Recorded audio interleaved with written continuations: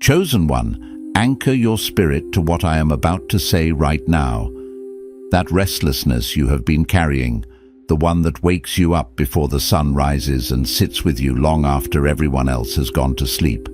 Stop running from it, because that is not anxiety.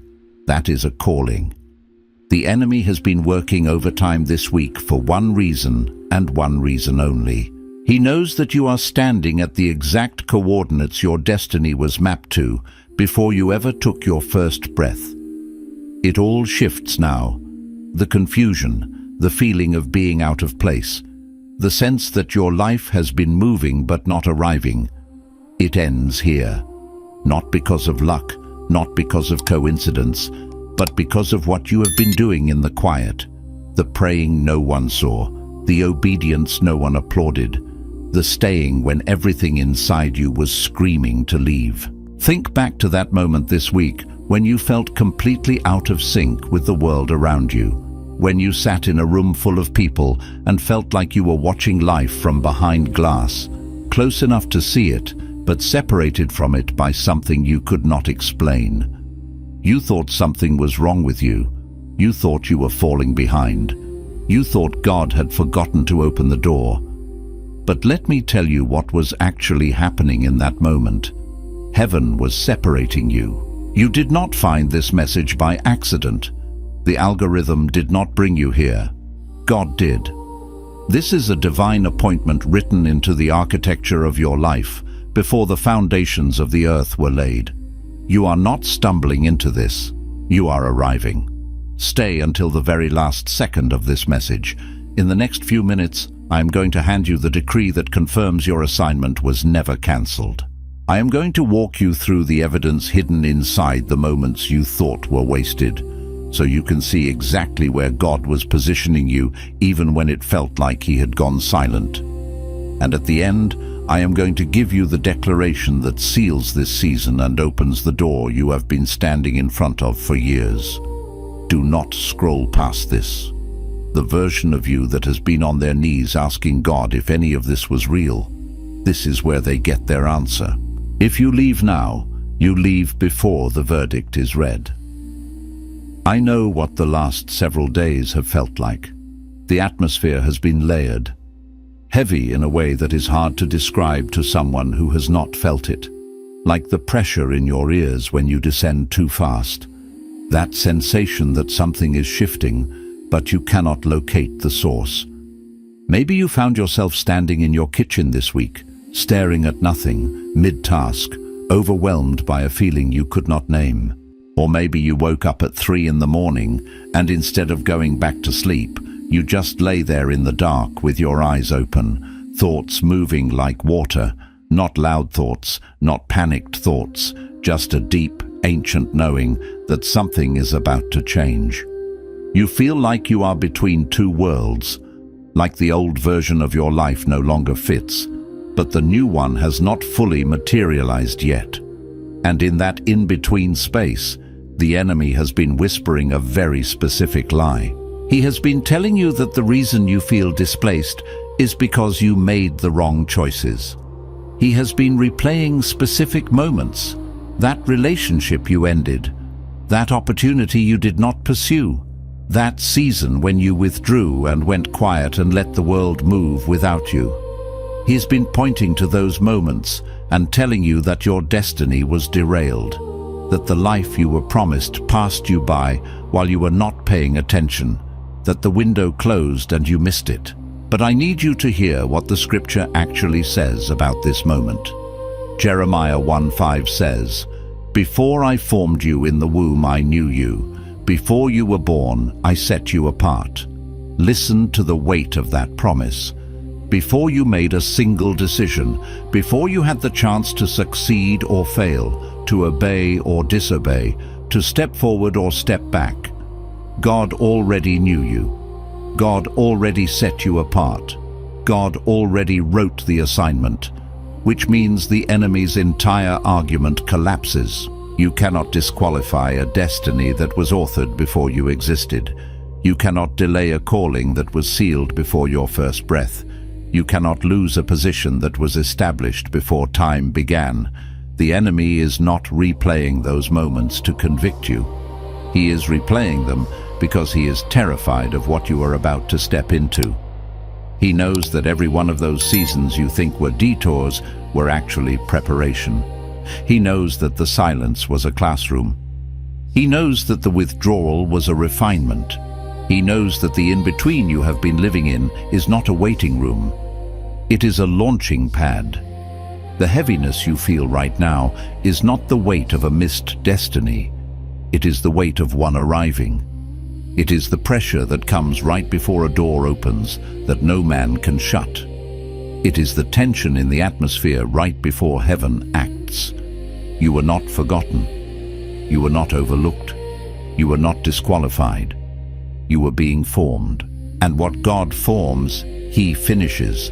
And if that truth just landed somewhere deep in your spirit, if something in you exhaled just now because you have been carrying the weight of a lie that told you the window closed, then what I am about to share with you next was written for this exact moment in your journey. The Chosen One's blueprint holds the roadmap God designed specifically for people like you.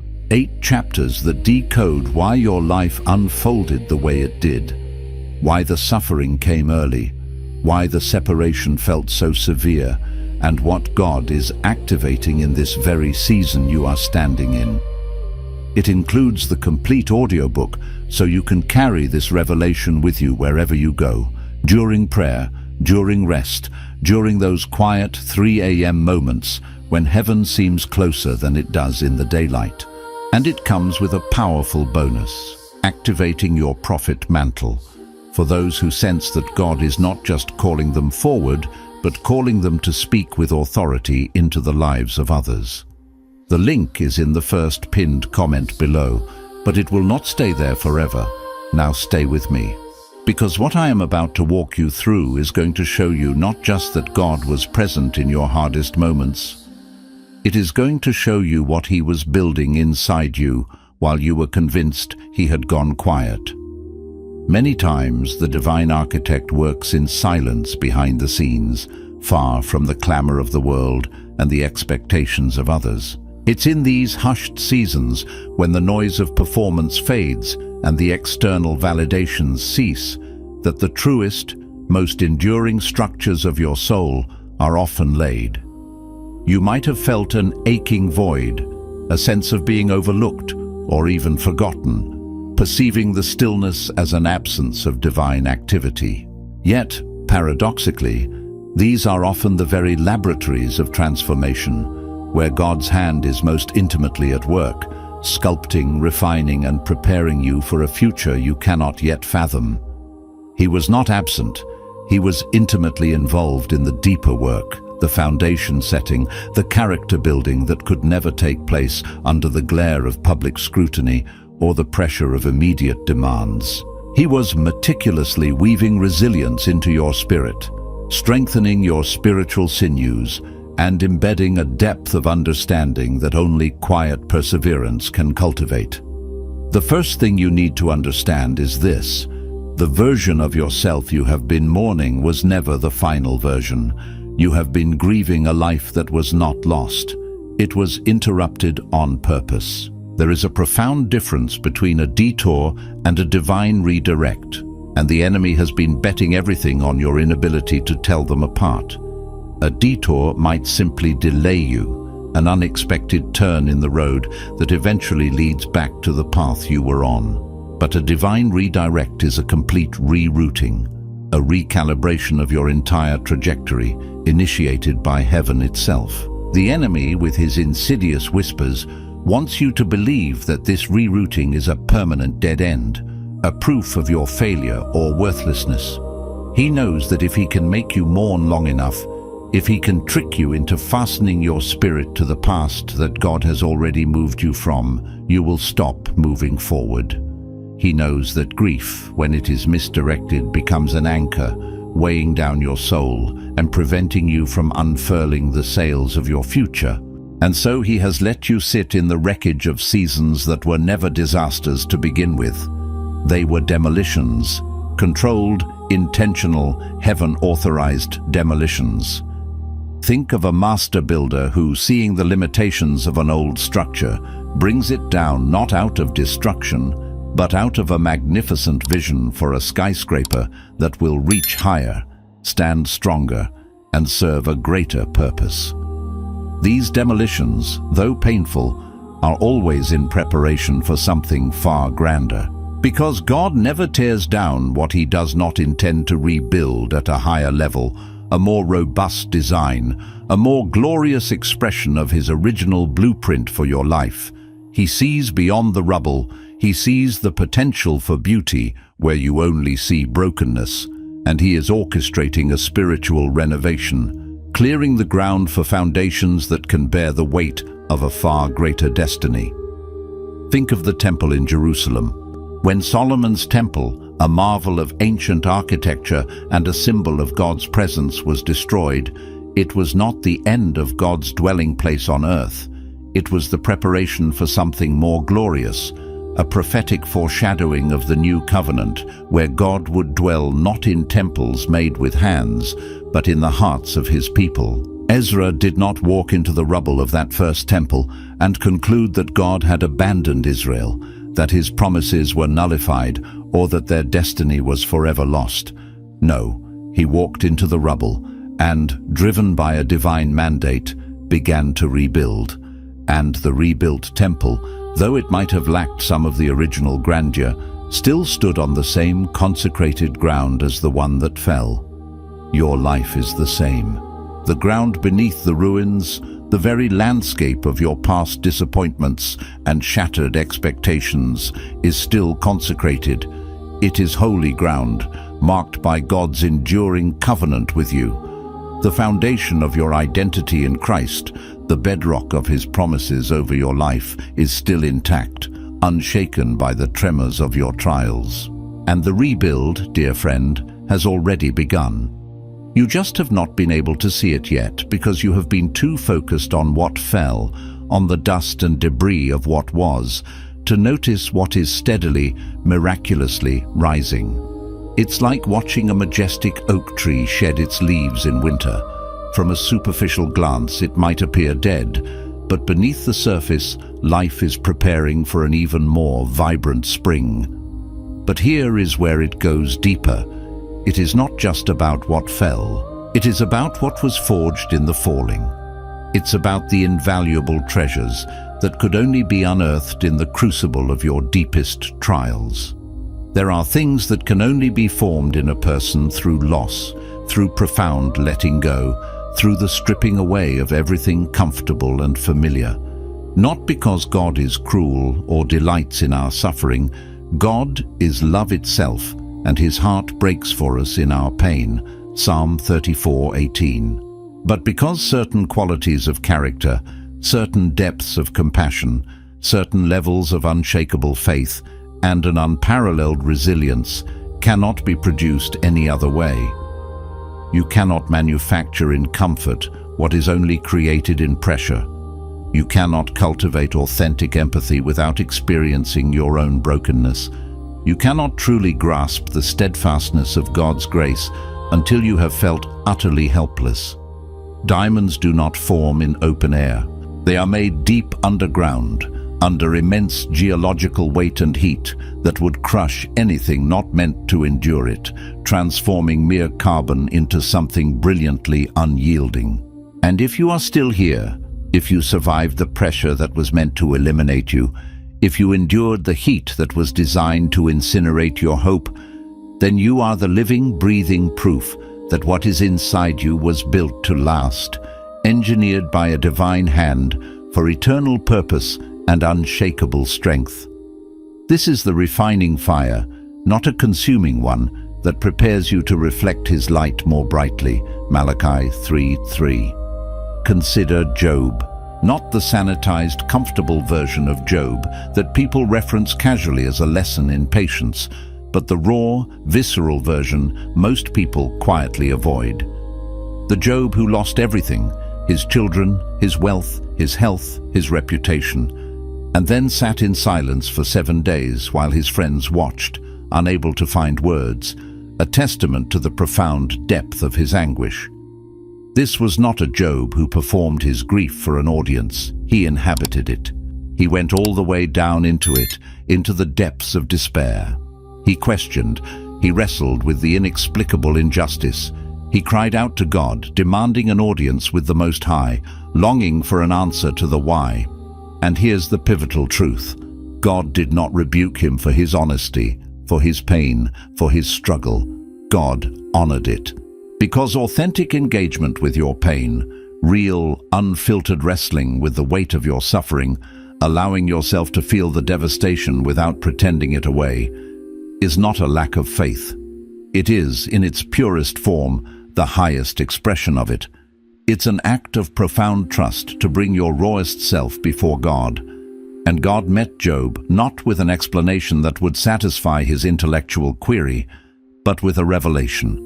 He showed Job who he was, majestic, sovereign, beyond human comprehension. And that encounter, that glimpse of divine grandeur, changed everything, shifting Job's perspective from his pain to the power of the Almighty.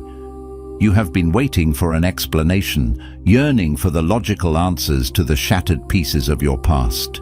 God, however, has been patiently, meticulously preparing a revelation, a divine unveiling of his character, his power, and his unwavering presence that will eclipse any need for mere explanations.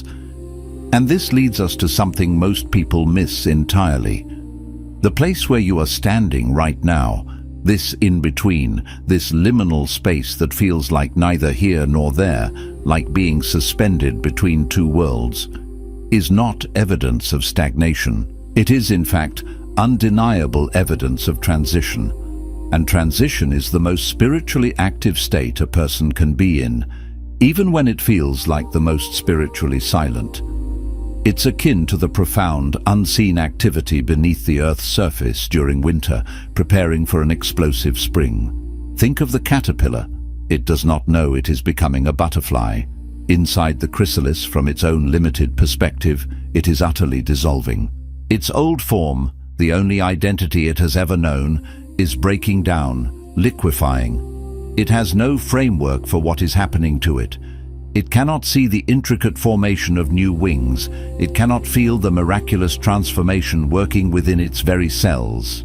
It can only experience the dissolution, the terrifying loss of its former self, the sensation of its world falling apart. But the dissolution is the transformation. The breaking apart is the making new. It is the necessary vital process that precedes the unfurling of beauty and flight. What is coming next in your life will likely surprise you, because most people, when faced with this disorienting stage, spend so much energy trying to escape the chrysalis, trying to cling to their old form, or force a premature emergence, that they never allow the divine process to complete what it was designed to do, thus missing the full glory of their own metamorphosis. They resist the very process that promises their liberation and elevation, mistaking the necessary breakdown for a permanent end. Stay with me, because the next layer is the one that tends to break something open in people who are truly ready to hear it and allow it to penetrate the deeper chambers of their being.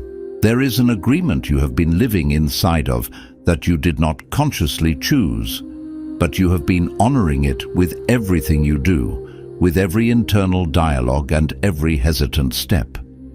It is the agreement that says your delay is proof of your inadequacy, that the gap between where you are and where you feel you should be, or where others perceive you should be, is a damning verdict on your worth, your capability, or even your divine calling.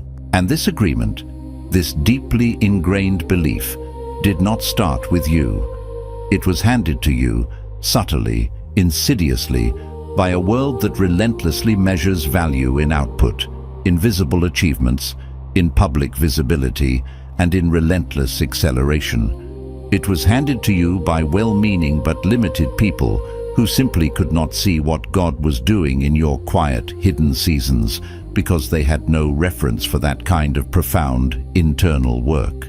It was woven into the fabric of a system that rewards immediate performance and often penalizes the crucial foundational stages of preparation. Because the world, in its superficiality, does not know what to do with someone who is being formed for something it cannot yet comprehend, a purpose that transcends its limited metrics. It can only see the outer shell, not the inner formation. But Paul, the apostle, understood this profound truth with an unparalleled clarity. Writing not from a grand pulpit, not from a popular platform, not from a position of visible influence or public acclaim, but from the confining walls of a Roman prison cell, he penned the liberating words, "I have learned, in whatsoever state I am, therewith to be content." Philippians 4:11. He did not say, "I was born content," as if it were an inherent personality trait, nor did he say, "God instantly made me content without effort." He declared, "I have learned it." It was forged through experience, a deliberate and often arduous process. It was not a passive state, but an active posture of the heart, developed not in ease, but in confinement, in restriction, in the very places that most people flee from. The letters, the profound theological insights that would fundamentally change the understanding of the entire early church and continue to transform lives millennia later, were not written from a mountaintop of spiritual exaltation or a position of worldly freedom. They were written from chains, from a place of physical limitation and apparent powerlessness. This serves as a powerful testament that some of your greatest output, your most enduring wisdom, your most potent revelations, are being authored right now in what looks like restriction, in the very seasons that feel most confining and unproductive. The divine work is often most concentrated in the hidden, silent places. And this brings us to something I need you to sit with before we go any further, to truly allow it to sink into the marrow of your spirit. Because what I am about to share next is the thing most people skip past, the layer they glance over in their haste for answers. And it is the very thing that ultimately determines whether any of this profound truth actually lands in your life and ignites real transformation, or if it simply moves through you, leaving you feeling momentarily inspired, but ultimately unchanged. The enemy does not primarily attack your destiny through direct opposition, through a frontal assault that is obvious and alarming. Oh no, his tactics are far more subtle, far more insidious. He attacks it through imitation.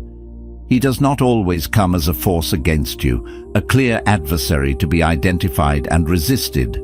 Sometimes he comes as an almost right path, an almost true calling, an almost perfect opportunity, a door that opens too easily, requiring little sacrifice or true discernment. A voice that sounds strikingly like God's, mimicking the tone and cadence of divine leading, but one that subtly, slyly requires you to shrink yourself, to compromise your core, to diminish the fullness of your unique divine blueprint, to walk through it.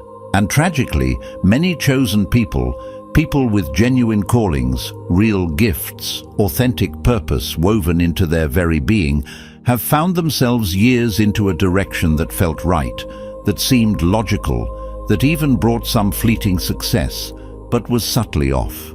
Not dramatically wrong, not obviously destructive. Just close enough to the real thing to satisfy the natural hunger for purpose, while quietly, meticulously leading them away from the actual heaven-ordained assignment, diverting their energy and draining their divine potential. Discernment, therefore, is not about hearing more voices or seeking more signs. It is about learning to recognize the precise, unmistakable frequency that belongs exclusively to heaven and developing the spiritual discipline of refusing to answer anything else, no matter how reasonable it sounds to your intellect, no matter how much it looks like a perfect answer to your prayers, no matter how much it promises instant gratification or ease. It's about tuning your spiritual ear to the unmistakable resonance of truth, the peace that accompanies divine alignment, and the expansion of your spirit, rather than its contraction. It is the wisdom to know that not every open door is your door. And just when you think you have navigated that complex terrain of discernment, just when you believe you've learned to differentiate between the true and the almost true, there is one more layer, one deeper truth that often remains hidden in plain sight. Stay with me, because this is where the real confrontation with your perceptions and expectations begins, where old paradigms will be challenged and new understanding can break forth. The delay you have been experiencing, this extended season of waiting, is not what you think it is. Most people frame delay as something happening to them, a withholding, a postponement, and frustrating obstacle in the path that signifies God's reluctance or forgetfulness. But what if the delay was not a gap in God's timing? What if it was, in fact, the timing itself? What if the waiting was not merely the period before your preparation, a passive interlude, but what if the waiting was the preparation? Not a pause between chapters in your life story, but an entire essential chapter in itself, filled with profound, unseen developmental work. Not dead air, not unproductive silence, but the profound, expectant stillness before the sound that changes everything. The quiet before the breakthrough, the deep breath before the divine utterance that shifts your entire reality. Abraham, the father of faith, serves as the ultimate testament to this truth. He waited a staggering 25 years between receiving God's magnificent promise of a son and its miraculous fulfillment. 25 years. And every single one of those years was not wasted time, not an empty void of inactivity. It was the meticulous, divine formation of a faith that could not only receive, but also sustain what the promise would ultimately demand. God does not just give you a destiny, He painstakingly builds you into someone who can carry it without being crushed or destroyed by its immense weight. The magnitude of what you are walking into, the glorious assignment awaiting you, required absolutely everything those quiet, delayed seasons produced in you. It required the deep humility that only comes from knowing your own limitations. It demanded the profound patience that transcends human timelines. It forged an unshakable depth of character and an unwavering knowing that when God says something, it is not subject to circumstance, to earthly setbacks, or to the fleeting opinions of others.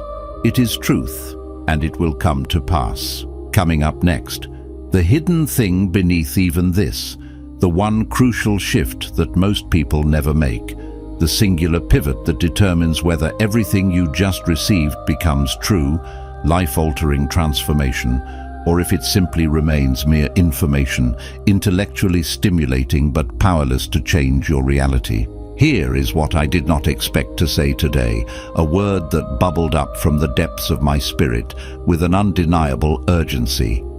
But I feel it is the precise word someone in this very moment specifically needs to hear. The thing that has been blocking your breakthrough, the invisible barrier preventing the full manifestation of God's purpose in your life, is not the enemy, though he certainly plays his part. It is not your past mistakes or the trauma that lingers. It is not the people who hurt you, or the opportunities that tragically did not come through, or even the seasons that felt like devastating failure. The thing that has been standing between you and the full, unbridled expression of your divine calling is something far more subtle, far more personal, and profoundly more within your power to address and rectify. It is your relationship with your own identity. Somewhere along the way, often imperceptibly, you accepted a smaller, diminished version of yourself as the true, complete version, and this was not born out of inherent weakness. It was born out of a primal, deeply human desire for survival and protection.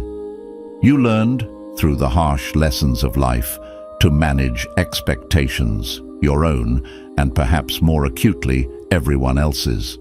You learned to qualify your gifts before you dared to offer them, to preface your talents with disclaimers.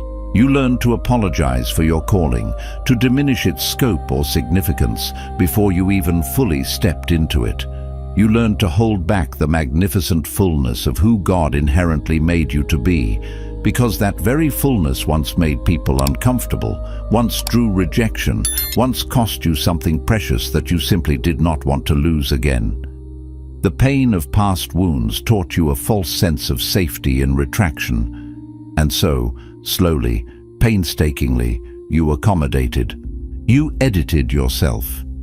You gave the world a carefully curated version of yourself, one that would not threaten existing norms, would not challenge established perspectives, would not ask too much of the room or demand too much space.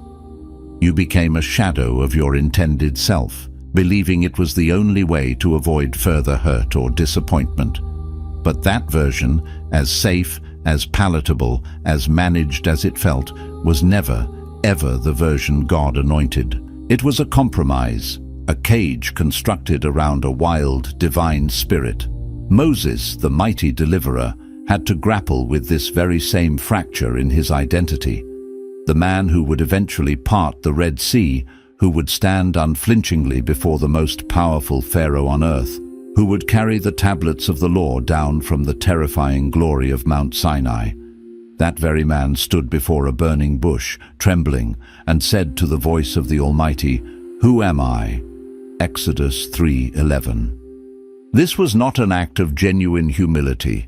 It was a hiding place, a desperate plea born from 40 years of feeling rejected, a murderer in exile, insignificant in the vast desert. He was retreating into a smaller, past version of himself, shaped by failure and fear. And God did not comfort Moses by simply telling him, "Oh, you are enough as you are." God redirected his identity entirely. He did not affirm Moses' self-assessment. Instead, he shifted Moses' gaze from his own perceived inadequacies to the limitless power of the one who called him, declaring, "I am who I am, and I am sending you." The power, the authority, the capacity to fulfill the impossible assignment was never predicated on Moses' self-assessment or his own confidence. It was inherently rooted in whose presence he stood in and whose sovereign power was backing him. Your calling does not depend on your confidence in yourself, on your perceived strength, or on your cultivated perfection. It depends entirely, utterly, and unreservedly on your confidence in the one who called you.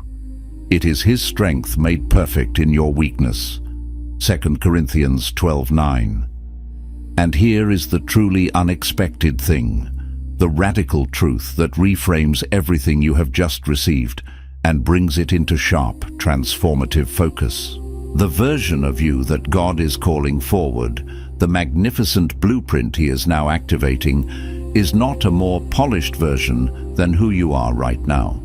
It is not a more prepared, more educated, more healed, or more refined version in the way the world understands those terms. It is simply profoundly more surrendered. Because surrender, contrary to worldly perception, is not weakness. It is not resignation. It is the highest form of activation. It is the moment you courageously stop managing your own assignment, stop striving in your own limited strength, and boldly let the author of your destiny write the next glorious chapter, not just for you, but dynamically through you. It's the release of control that unlocks unprecedented power. This is the shift. Not more effort, but more yielding to divine flow. Not more striving, but more profound trust in the unseen hand. Not more performance to earn love or acceptance, but more presence, rooted in the secure knowing of who you are in him, fully seen and fully loved. And that shift, that single, silent, internal, courageous shift, is the door you have been standing in front of, the threshold to your true, unedited, divinely anointed self. Tonight, before you sleep, in the quiet sanctuary of your heart, place your hand over your chest and speak this powerful declaration over yourself. allowing each word to resonate with the truth of your spirit. I release every agreement I made with a smaller version of myself. I break every label that was placed on me by people who could not see what heaven sees. I surrender the need to manage my own calling, and I yield to the one who authored it. I am not behind. I am not disqualified. I am not forgotten. I am formed. I am chosen. I am exactly where the hand of God has placed me, and I step forward now, not in my own strength, but in the authority of the one who called me before the foundations of the earth were laid. My delay was not a detour. My silence was not abandonment. My in-between was not wasted. It was weight. And I carry it now as proof that what God builds in the dark can withstand anything the light will bring. I am ready. I receive it. And I walk forward now, fully, freely, without apology. If this message confirmed something your spirit already knew, drop the word "ready" in the comments right now. Not for me, for you. As a declaration, as a stake in the ground, as the moment you said yes to what God has already said yes to in you. Share this with someone who needs to hear it today. Because some messages are not just for the person who finds them. They are sent through that person to the one they love.